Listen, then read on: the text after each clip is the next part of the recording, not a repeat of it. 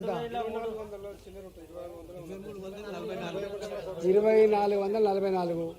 2444 అమాల్ ఎంత కట్ అవుతుంది?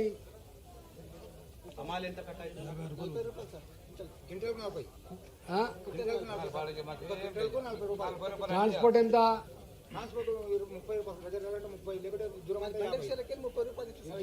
ఈ వడ్లు మిషన్ లో పోసి క్లీన్ చేస్తే ఎంత ఖర్చు అవుతుంది?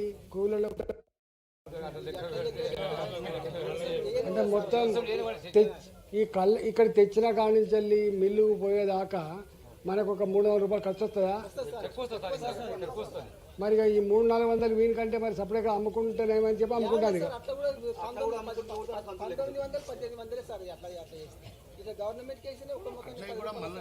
ఉంటే రోజు 500 ఖర్చు వస్తుంది సార్ ఆయనకి ఉండడం వల్ల. భోజనాలు టిఫిన్లు ఉండడం అది కూడా ఎక్స్ట్రా ఖర్చు ఇన్నే ఉండాలి.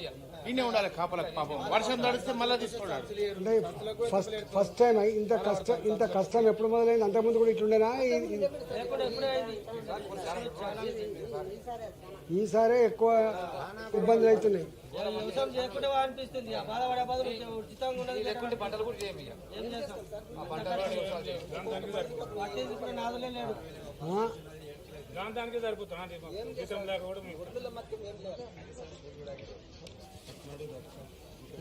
మరి అధికారులు ఏమంటారు? ఇక్కడ ఉన్న అధికారులు ఉన్నారు కదా, ఐకేపీ సెంటర్లలో ఉండేటోళ్ళు, సొసైటీ వాళ్ళు ఉన్నారు కదా. ఇక్కడ నుంచి ఎక్కడ కొట్టింది ఓనో అక్కడికి వెళ్ళి ఇక్కడ ఏమాసారు వడ్లాడినా అంటే ఏం చెప్తాం, లారీ రాలేదు, మేమేం చెప్తాం, లారీ అట్లా చెప్తాం. మిల్లులలో మంచి ప్లాట్ఫామ్స్ ఉన్నాయా ఈ వడ్డు దించడానికి? కాజాలు కలుపుతారు, అక్కడ పోతే ఆడ లైన్ పెద్ద లైన్ పెద్ద లైన్ పెడతారు. ఆడ బండి పోనికే 3-4 రోజులు టైం పడుతుంది. లైన్ మీద పోవాలి. అంటే మేము వస్తున్నామని చెప్పి లారీలన్నీ పెట్టిండ్రు, అమ్మాయిని తీసుకొచ్చిండ్రు.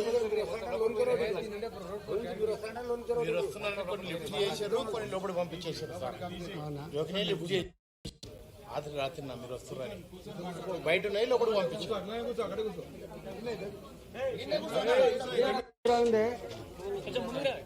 ఎన్ని ఎకరాలు ఉంది మీకు? 10 ఎకరాలు చేస్తా సార్. నా సొంత 3 ఎకరాలు. 10 ఎకరాలు చేస్తావా? 3 ఎకరాలు సొంత ముందు 7 ఎకరాలు కౌలు చేస్తావు. కౌలు ఎంత సంవత్సరానికి 2 పంటలకు కలిపి? ఎకరానికి ఎంత ఇస్తావు? 10,000. ఈ కౌలు పొంగ, ఈ ఖర్చులు పొంగ ఎకరానికి మిగులుతాయి.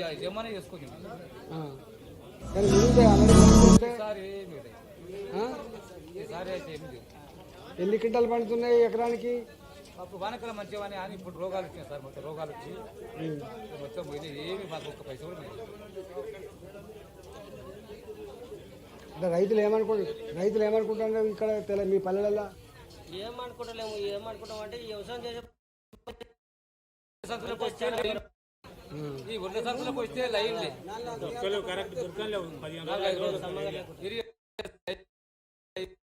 నూగులాట దొబ్బులాట ఇలా పోలీసులు వస్తారు, అప్పుడప్పుడు కొడతారు, పోతాం.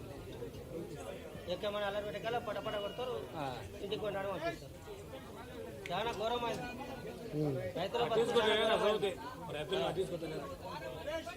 యూరియా బస్తాలకు చేస్తేనే వస్తుందా? లోడ్ చేస్తేనే వస్తుందా?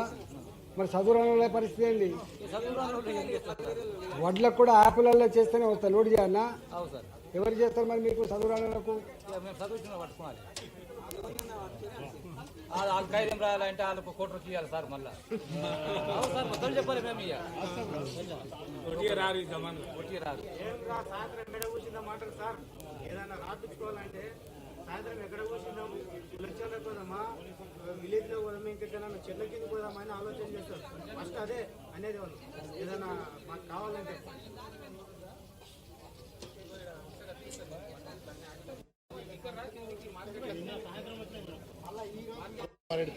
ఒక 500 కోట్లు లక్ష్మీదేవిపల్లి ప్రాజెక్టు కోసం తీసుకొస్తున్నారు రైతులకు. కానీ రామారెడ్డి గారు ఇలా రేవంత్ రెడ్డి బొమ్మ పెట్టి పాలాభిషేకం చేపిస్తున్నారు.